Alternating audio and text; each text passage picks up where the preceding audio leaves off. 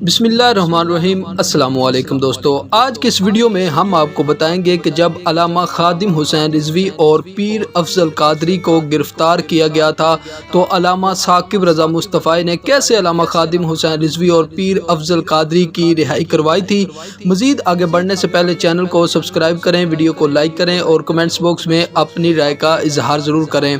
ناظرین، اس وقت social media پر ایک جو تقریر ہے وہ گردش کر رہی ہے، جس میں علامہ ثاقب رضا مصطفی کے ساتھ ساتھ پی ٹی آئی کے جو وزیر ہیں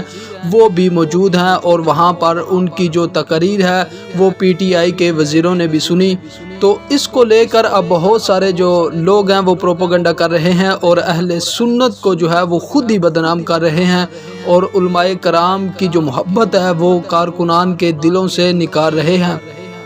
آپ جانتے ہیں کہ حکومت کی جانب سے پیر افضل قادری اور علامہ خادم حسین رضوی کو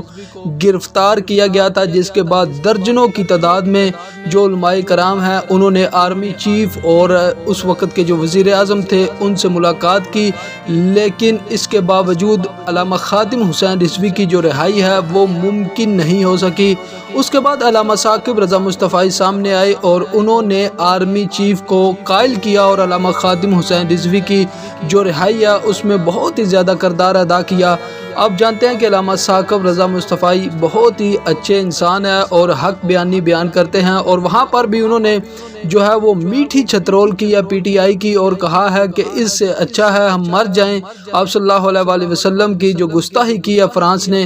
تو ناظرین، بہت کچھ ایسی باتیں ہوتی ہیں جو دیکھنے میں کچھ اور ہوتی ہیں اور اندر سے کچھ اور ہوتی ہیں۔ یہ حکومتی سازش بھی ہو سکتی ہے کہ اس طرح علماء کرام کی جو نفرت ہے اس کو دلوں میں پیدا کیا جائے۔